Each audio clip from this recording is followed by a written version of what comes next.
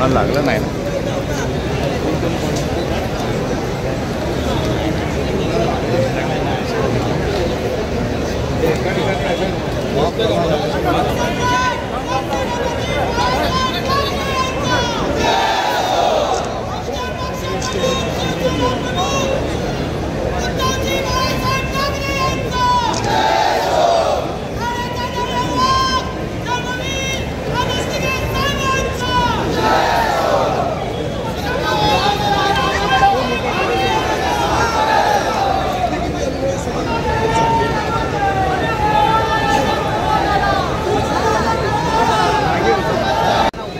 मनोज मनोज आता आता जा मनोज, अजून पुढे जा मनोज, अजून पुढे जा.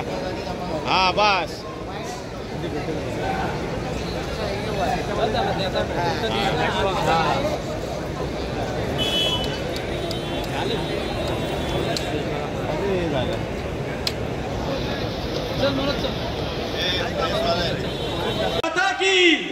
वंदे. आणि या ठिकाणी ही सभा 9:57 संपली असं मी जाहीर करतो.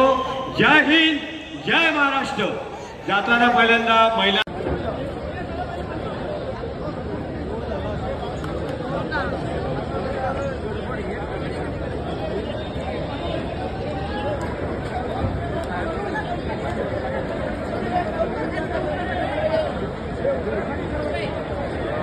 गाडी घेऊन पुढे आपल्या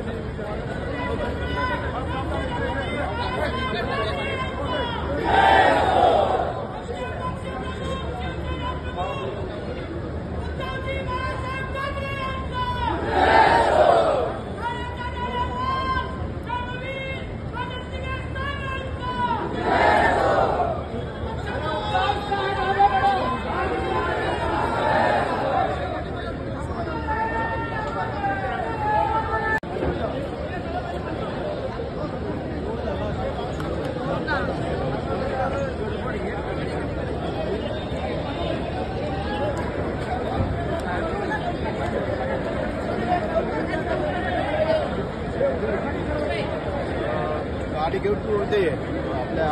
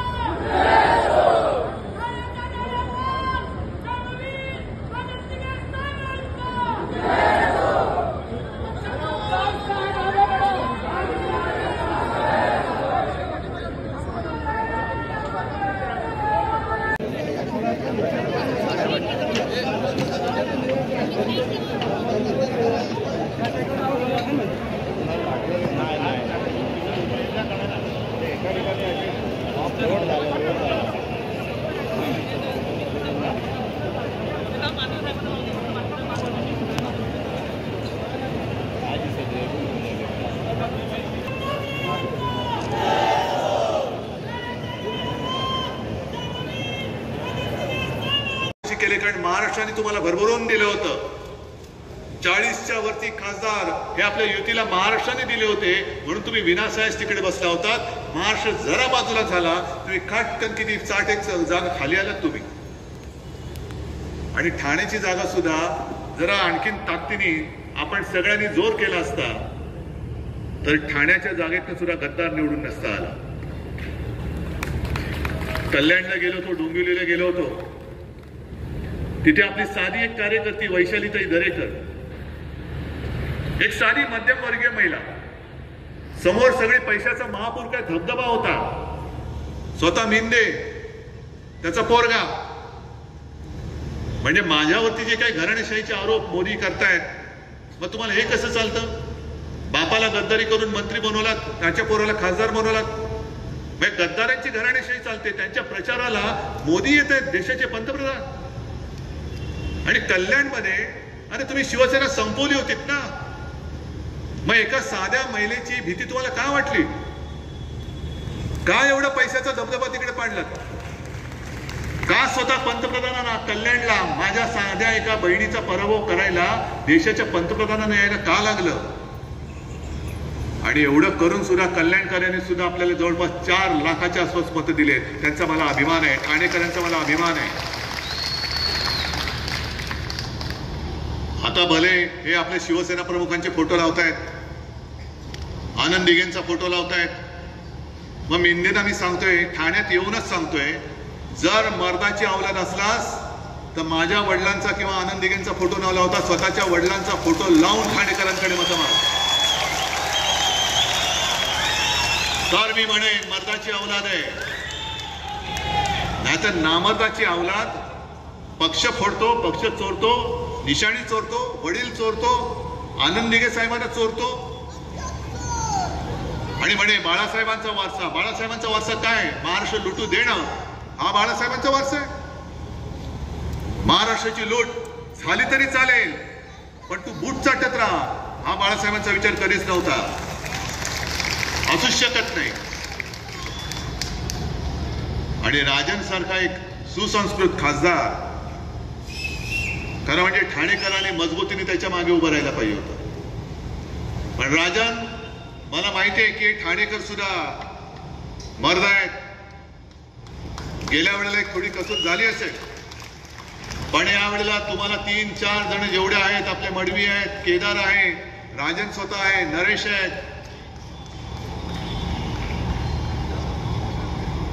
नाही सगळे आहेत. आणि हातामध्ये मशाल घेऊन गद्दारांचा भ्रष्ट कारभार जाळायला हे ठाणेकरांसाठी पुढे आलेले आहे. आता तुम्ही ठरवायचंय तुमच्या आयुष्यामध्ये गद्दारीचा आणि भ्रष्टाचाराचा काळोख पाहिजे की लखलखती धगधगती मशाल घेऊन तो अंधकार तुम्ही जाळणार आहात, हे तुम्ही ठरवायचंय. आणि मला काही जसं मगाशी डोंबिवलीला कान्होजी जेदे मैदानावरती सभा होती, मी कान्होजी जेदेंच्या निष्ठेची एक गोष्ट तिकडे सांगितली आणि यापूर्वी सुद्धा मी इकडे सांगितले असेल. पण इथे मी एक वेगळी गोष्ट सांगतो तुम्हाला. मी काय गोष्टी सांगणार नाही, पण काही ज्या म्हणी आहेत, कुऱ्हाडीचा दांडा गोतास काढ, माहितीये तुम्हाला त्याचा अर्थ? माहितीये? कधी ऐकला अर्थ? म्हण वापरतो, पण कुऱ्हाडीचा दांडा गोतास काढ ही म्हण कशावरनं पडली? तर एका जंगलात एक खूप जुना वृक्ष होता. किती वर्ष झाली होती कोणीच सांगू शकत नाही. अनेक तिकडे पक्ष्यांच्या पिढ्या त्याच्या फांद्यांवरती गुण्या गोविंदाने नांदत होत्या. काही माकडं सुद्धा होती, ती सुद्धा गुण्या गोविंदाने नांदत होती. आणि एक दिवस तिथला एक व्यापारी हा कुऱ्हाड घेऊन आला आणि त्या झाडाच्या बुंद्यावरती घाव घालायला लागला. सगळे जे पक्षी होते ते थरारले एकदम, अरे आपल्या या आजोबांवरती हा घाव घालतोय. मग ते पक्षी त्या झाडाशी बोलायला लागले, आजोबा आजोबा तुम्हाला दुखत तर नाही ना? मग त्या झाडाने त्याने सांगितलं की ते जे घाव घालतात त्याने मला दुखत नाहीये, पण हा व्यापारी ज्या कुऱ्हाडीने माझ्या बुंद्यावरती घाव घालतोय त्या कुऱ्हाडीचा दांडा सुद्धा माझ्या लाकडापासून बनवलाय, त्याचं मला जास्त वाईट वाटतंय. हेच चाललंय. मी सगळ्या व्यापाऱ्यांना दोष देत नाही, पण खास करून 2 ठग तिकडे बसलेत, ते जे आपल्या शिवसेनेवरती घाव घालतात त्या गद्दारांच्या रूपाने. अरे तुम्हाला सुद्धा ज्याने राजन, तुम्ही त्यानेच तर पिक्चर काढलेलं, दुसरा पिक्चर तर पडला, कधी आला कधी गेला डब्यात तेच कळलं नाही. पण मला वाटतं सभागृह नेता का स्टँडिंग कमिटी तुम्ही सोडली होती? हा, सभागृह नेता सोडला होता, पद सोडलं. मी बांधवांनो, भगिनींनो आणि मातांनो, कल्याण डोंबिवलीतून आलोय, रस्त्याने आलोय, तरी सुद्धा सरळ तुमच्या समोर उभा आहे, हे आश्चर्य आहे. कारण रस्ते कसे आहेत तुम्हाला कल्पना आहे, तुमची तर रोज ये जात असेल. गचके खात खात तुमच्यापर्यंत पोहोचलोय. मला काळजी अशी होती की 10 वाजेपर्यंत पोहोचू शकेन की नाही, तरी सुद्धा 9:30 वाजलेत, पोहोचलोय. आणि मला खात्री आहे, कारण संपूर्ण महाराष्ट्र मी फिरलोय, उद्या पण जाणार आहे, परवा पण जाणार आहे. तसं पाहिलं तर आता कुठेही भाषण करण्याची गरज राहिलेली नाहीये. तरी देखील मी ठाण्यात आलोय, कारण खोक्याचा केंद्रबिंदू इकडे आहे. आणि या केंद्रबिंदूलाच एकदा मशाल त्याच्या बुडाशी लावली की संपूर्ण महाराष्ट्र गद्दार मुक्त होणार आहे. ही निवडणूक केवळ उद्धव ठाकरेच्या अस्तित्वाची किंवा शिवसेनेच्या अस्तित्वाची नाही, तर आपल्याला गद्दार मुक्त महाराष्ट्र करायचं आहे. एक सुद्धा गद्दार या महाराष्ट्रामध्ये वळवळता कामा नये. लोकसभेमध्ये तुम्ही पराक्रमाची शर्त केली, चांगली भरपूर मतं मिळाली, 5-5.5 लाख मतं मिळाली. समोरच्यानं वाटलं होतं हे काय उभेच राहू शकत नाहीत, आणि जी टक्कर तुम्ही दिली ती दिल्यानंतर मला खात्री आहे की जे ठाणेकर शिवसेनेवरती प्रेम करतात, शिवसेना प्रमुखांवरती प्रेम करतात आणि दिघे साहेबांवरती प्रेम करतात, त्यांना सुद्धा एक ताकद मिळालेली आहे. ठाण्याला जो कलंक यांनी लावलेला आहे, संपूर्ण ठाणं हे देशामध्ये गद्दारीचा कलंक लावून यांनी बदनाम करण्याचा प्रयत्न केला. तो कलंक यावेळेला पुसून टाकण्याची जबाबदारी ही ठाणेकरांची आहे. आणि संधी सुद्धा आता 20 तारखेला आलेली आहे. मी येताना होर्डिंग बघत होतो, कल्याणमध्ये पण बोललो, डोंबिवलीत पण बोललो त्या विषयावर. आणि काय मोठी मोठी होर्डिंग लावतात, म्हणजे किती पैसे तुमचे ओरबाडले त्यांनी बघा. ज्या पद्धतीने, ज्या प्रमाणावरती, प्रमाणाच्या बाहेर जाहिराती करतायत, जाहिरातीवरती पैसे उधळतायत, काहीही न करता मोठमोठ्या जाहिराती, करोडो रुपयाच्या जाहिराती. आला कुठून हा पैसा? जेमतेम 2.5 वर्षाच्या या कालखंडात तुम्ही एवढा पैसा आणलात कुठून? हा जो काय तुम्ही भ्रष्टाचार केलेला आहात आणि भ्रष्टाचार करत आहात, आणि त्याच्यावरचं जे होर्डिंगवरचं वाक्य आहे तेच बोलतंय, काम केले भारी, लुटले तिजोरी, आता पुढची तयारी. तिजोरी लुटून टाकले. मी मगाशी रस्त्यांचा उल्लेख एवढ्यासाठी केला की रस्त्यांची हालत फार वाईट आहे. पण ठाण्यामध्ये आता सर्क्युलर मेट्रो आणण्याचा आमचा घाट चाललेला आहे, 12,000 कोटीपेक्षा जास्त. ठाणे आणि बोरिवलीचा जो रस्ता आहे, जोडण्याचा मग बोगदा असेल किंवा रस्ता असेल, मूळ जो प्रस्ताव होता तो 14,000 कोटीचा होता. तो आता अलीकडच्या काळामध्ये 25,000 कोटीच्या आसपास यांनी नेऊन ठेवलेला आहे. आणि एवढंच नाही तर निवडणूक तोंडावर आहे म्हणून निवडणुकीपूर्वीच 15,000 कोटीची कर्ज घेण्याची तरतूद सुद्धा याने करून टाकले. कोणाच्या डोक्यावरती कर्ज येणार आहे? कोण भरणार आहे कर्ज? क्लस्टरची सुद्धा जी काही योजना आहे, मला वाटतं मी चालवतो, पण परिस्थिती काय, खरोखर क्लस्टर होते की असंच चाललेलं आहे? ठाणा महापालिकेची तिजोरी तर त्यांनी म्हणजे ठाणा महापालिकेला तर भिकेला लावलेला आहे. सगळा पैसा खाल्ला. कोणी खाल्ला? यांचे सगळे बगलबच्चे आणि कॉन्ट्रॅक्टर. तो कॉन्ट्रॅक्टर सुद्धा कोण यांचा मित्र आहे तेही तुम्हाला माहिती आहे. आणि म्हणूनच आपलं सरकार पाडलं, कारण यांच्या कॉन्ट्रॅक्टर मित्राला मी मुंबई महापालिकेमध्ये पाय ठेवायला देत नव्हतो. म्हणजे यांनी ठाणे महापालिका लुटली, मुंबई महापालिका लुटली. 90,000 कोटीच्या ठेवी ज्या मुंबई महापालिकेच्या होत्या त्या पण यांच्या मित्रांनी लुटल्या. सगळ्या कॉन्ट्रॅक्टरसाठी सगळा जनतेचा पैसा आणि विकास. मोदीजी काय काल परवा येऊन गेले आणि बोलून गेले की विकासाला स्थगिती देण्याचं काम. माझं नाव नाही घेतलं, हल्ली जरा थोडीशी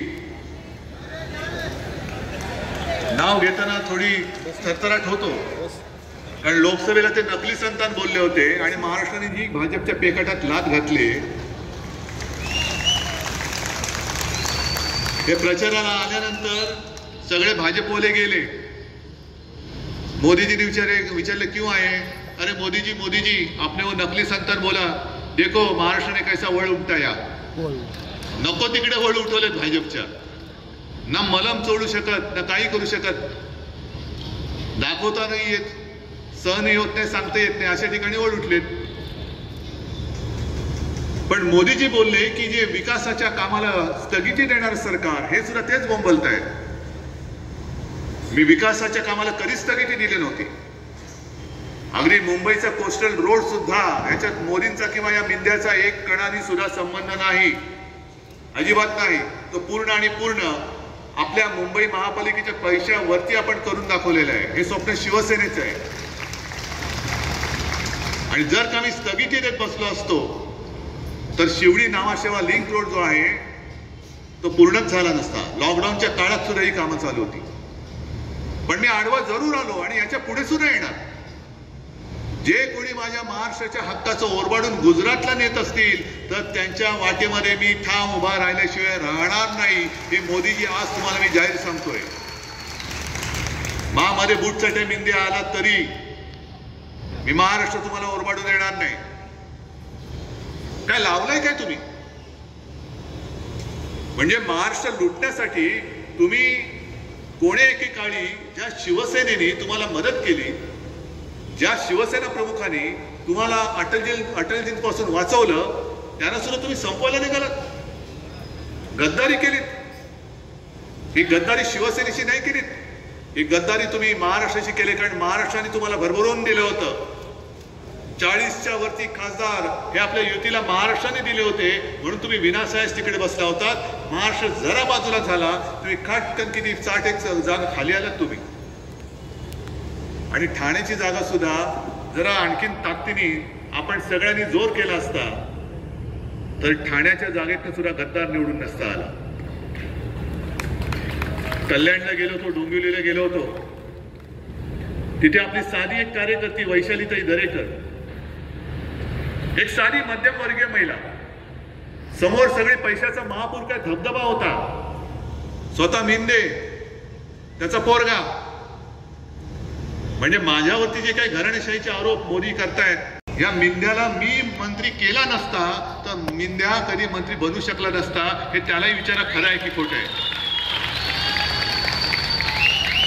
पण मी केला, कारण ज्या ठाण्यातनं मिंदे निवडून आला होता, ज्या ठाण्यामध्ये आपल्या आनंद दिघेंचा एक संस्कार आहे, गद्दारांना माफी नाही, ते संस्कार ठाणेकर विसरले की काय? तुम्ही दैवत जर का मानत असाल तर गद्दारांना माफ करता कामा नये. आज केदार तुमच्या समोर उभा आहे, वारसदार आहे त्यांचा. आणि चोरून मारून वारस झालेले लोक नाही आहोत आम्ही. अस्सल रक्ताचे आणि विचारांचे वारस आहोत. कारण जे संस्कार असतात गद्दार विकले जातात, पण संस्कार विकले जाऊ शकत नाही. ते संस्कार आमच्यावर आहेत. म्हणून राजन काय, सगळे राजन सुद्धा खासदार होतेच ना, विनायक राऊत बसले खासदार होतेच ना, आणखीन बाकीचे सगळे आहेत. त्यांना काय वाटतं तुम्हाला? धमक्या दिल्या नसतील, खोके दाखवले नसतील, पण नाही विकली गेली ही माणसं. निष्ठेने राहिले. आणि कान्होजी जेजे नायकांची ही गोष्ट मी तिकडे सांगितली, डोंबिवलीत, तीच मुद्दामून सांगतोय. निष्ठा काय असते? अफजल खानाची जेव्हा स्वारी आली होती, अफजल खानाची स्वारी म्हणजे एक प्रकारचं ते वेगळी तबाहीच होती. घरदाराची राख रांगोळी करत अफजल खान पुढे सरकत होता. राख रांगोळी म्हणजे काय तर घरातल्या महिलांची अब्रू लुटली जायची, घरदार लुटलं जायचं, घरातले देव बाहेर आणून ते सुद्धा फोडले जायचे आणि घर जाळून टाकलं जायचं. याला म्हणतात राख रांगोळी. आणि मग खान जसा पुढे सरकत आला तसा एकेकाला खलिते पाठवायला लागले. जे महाराजांचे सरदार होते, मावळे होते, त्यांना खलिते जायला लागले. जसे ईडी, इन्कम टॅक्स, सीबीआयचे खलिते जातात तसे, की गप गुमान भाजपात सामील व्हा, तुम्हाला खासदार करतो, मंत्री करतो, खोके देतो, न पेक्षा कुटुंब कबिल्यासहित कापले जाल. मग तो खलिता हातात मिळाल्यानंतर कान्होजी जेजे नाईक हे महाराजांकडे गेले आणि महाराजांना सांगितलं की महाराज, खानाचा खलिता आलाय. महाराजांनी विचारलं काय आलाय खलिता? महाराजांना माहिती होतं. तर खानाने लिहिलंय, येऊन सामील व्हा, वतनदारी देतो, बक्षिसी देतो, मंत्रीपद करतो देतो, नाहीतर कुटुंब कबिल्यासह कापले जाल. मग महाराजांनी सांगितलं, मग विचार कसला करताय कान्होजी? आम्ही तर हातो खास. महाराजांनी परीक्षा घेतली, पण तुम्ही हा विचार करू नका. तुम्ही जा, तुम्हाला वतनदारी मिळेल, बक्षिसी मिळेल, मान मिळेल. आणि कान्होजी जेजे नाईक जे चिडले त्यांनी बाजूचा एक तांब्या घेतला पाण्याने भरलेला आणि हातावरती पाणी सोडलं. महाराज, हे सोडलं पाणी मी माझ्या वतनदारीवर. सोबत 5 मुलं होती. महाराज, हे सोडलं पाणी मी माझ्या मुलाबाळांवर. एक वेळ मान कापली जाईल, पण या कान्होजीचं इमान विकलं जाणार नाही. आणि दुर्दैवाने जर का लढाईमध्ये मी मारला गेलोच तर ज्या हाडातनं शिवाजी शिवाजी नाव आवाज येत असेल, समजा हे कान्होजी जेजेचं हाड आहे. याला म्हणतात निष्ठा. ज्या महाराजांनी स्वराज्यासाठी इंग्रजांना आणि मुघलांना मदत करणाऱ्यांची वखार लुटली, त्या सुरतेमध्ये आपले गद्दार ढोकळा खायला गेले. काय ठाणेकरांची मिसळ प्रसिद्ध आहे ना. अनेक जण जातात, मिसळ खातात, झंटेबस मिसळ असते. पण तुम्हाला आपल्या ठाण्याची मिसळ सोडून ढोकळा आवडायला लागला? एवढे खाली आला? ढोकळा मला पण आवडतो, मिसळ तर आणखीन आवडते. पण सगळं काय उचलून गुजरातला नेणाऱ्यांबद्दल आम्ही दयामाया क्षमा दाखवू शकत नाही. आणि इतर सुद्धा काही पक्ष उभे राहिलेत आपली मतं फोडायला. गेल्या वेळेला बिन शर्ट पाठिंबा दिला होता, तर इन शर्ट पाठिंबा दिलेला आहे. ही यांची वृत्ती. मग मला आज पत्रकारांनी विचारलं की तुम्हाला एक जागा सोडायला काय झाली होती? अहो म्हटलं, एक सुद्धा मत मी महाराष्ट्रात देणार नाही. कारण त्यांनी सांगितलेलं आहे की देवेंद्र फडणवीस पुन्हा मुख्यमंत्री होतील. पाहिजे तुम्हाला?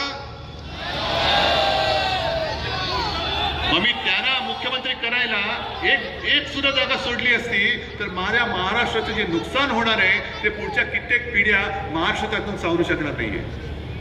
भूमिका स्पष्ट करा. महाराष्ट्रप्रेमी कोणी असला तरी मी त्याच्या सोबत जाईन, आणि महाराष्ट्रद्रोही कोणी असला तरी मी त्याच्या सोबत जाणार नाही. त्याला कुठलाही प्रत्यक्ष अप्रत्यक्ष पाठिंबा देणार नाही, अजिबात देणार नाही. आणि म्हणून मी सगळ्यांना, तुम्हाला तर आहातच तुम्ही, पण चॅनलच्या माध्यमातून मी प्रत्येक सभेत विनंती करतोय, महाराष्ट्रातल्या तमाम जनतेला विनंती करतोय, तुम्ही महाराष्ट्राला लुटणाऱ्यांना मत देता कामा नये, महाराष्ट्र ओरबाडणाऱ्यांना तुमचं मत पडता कामा नये. आणि ठाणा आणि पूर्वीचा भाजप याचं सुद्धा नातं आहे. मला वाटतं राजन, तुम्ही जिथे उभे आहात, जिथून तुम्ही आता आमदार होणार आहात, हा पहिला तुमचाच मतदारसंघ. नंतर मग युतीमध्ये तिकडे गेला, मग भाजपकडे गेला. पहिला हा ठाणे लोकसभा हा कल्याणपर्यंत होता, तेव्हा मला वाटतं रामभाऊ कापसे होते, त्याच्या आधी माळगे होते, बरोबर ना? म्हणजे ठाणे आणि भाजपचा सुद्धा जुना संबंध आहे. त्या सगळ्या जुन्या भाजपच्या कार्यकर्त्यांना आणि अगदी RSSच्या कार्यकर्त्यांना सुद्धा मी विचारतोय, RSS ला आता 100 वर्ष होत आहेत.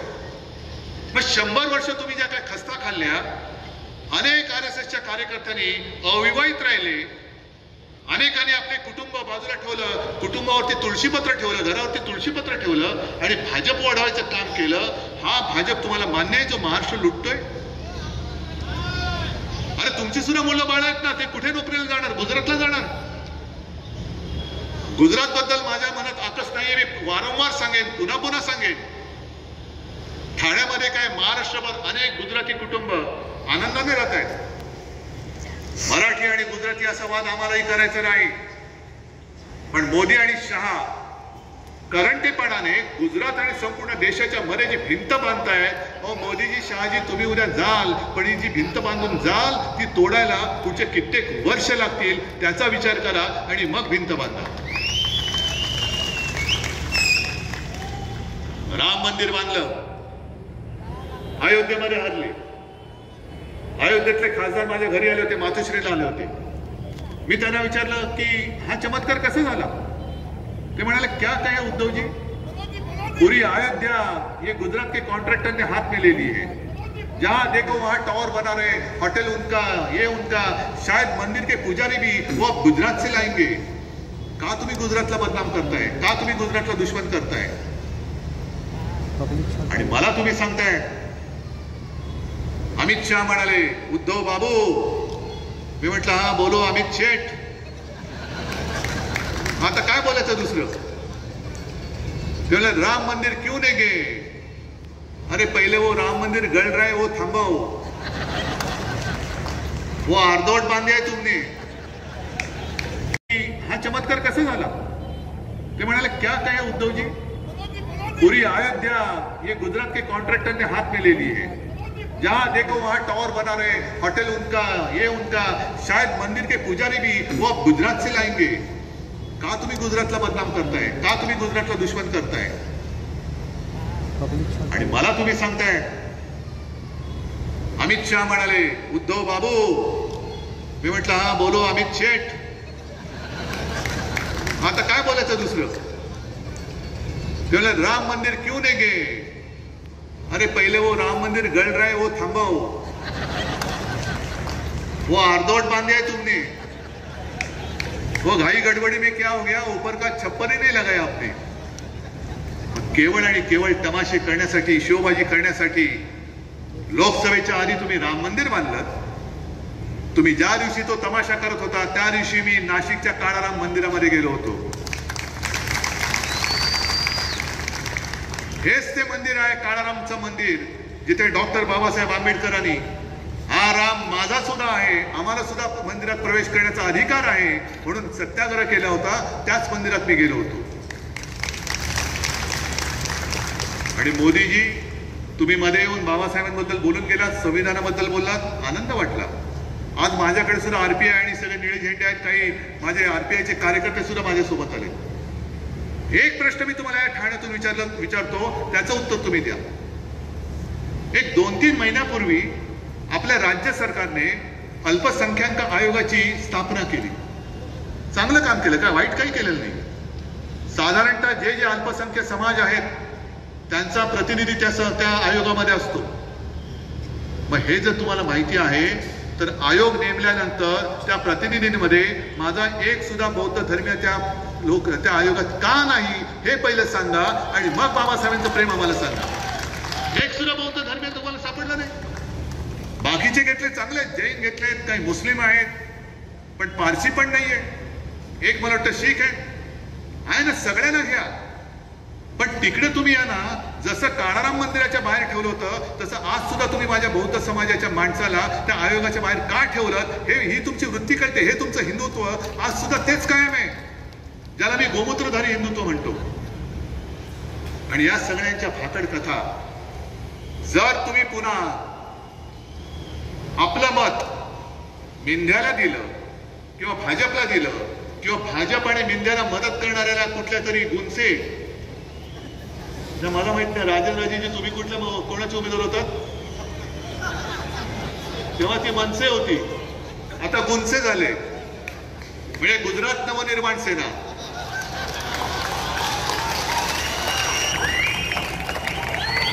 तिला जर का दिलात तर मग मात्र आपल्याला कोणी वाचू शकणार नाही. आणि छत्रपती शिवरायांचे जर का आपण मावळे असू तर हातामध्ये मशाल घेऊन या गद्दारांचा भ्रष्ट कारभार याच वेळेला तुम्हाला जाळावं लागेल. जाळण्याची हिंमत आहे तुमच्यात का नुसतंच आपल्या घोषणा देणार, हो बोलणार आणि घरी जाऊन झोपणार? जर तुमच्यामध्ये हिंमत असेल ठाणेकर जर दिघे साहेबांना मानत असतील, मानतातच, छत्रपती शिवाजी महाराज आणि हिंदू हृदय सम्राट बाळासाहेबांचे तुम्ही प्रेमी आहात, शिवसेना प्रमुखांचं ठाणे आणि ठाण्याची शिवसेना हे नातं मी नाही तुम्ही प्रस्थापित केलेलं आहात. मी तुम्हाला एकच विनंती करेन, माझ्यासाठी नाही तुमच्या भविष्यासाठी आणि ठाण्याला लागलेला गद्दारीचा कलंक पुसून टाकण्यासाठी या वेळेला तुम्हाला शिवसेनेचे सगळे मर्द निवडून द्यावेच लागतील. देणार आहात? निशाणी काय? पण नक्की मशाल पेटवा आणि भ्रष्ट गद्दारांचा कारभार जाळून भस्म करा एवढीच विनंती करतो आणि आपली रजा घेतो. जय हिंद, जय महाराष्ट्र.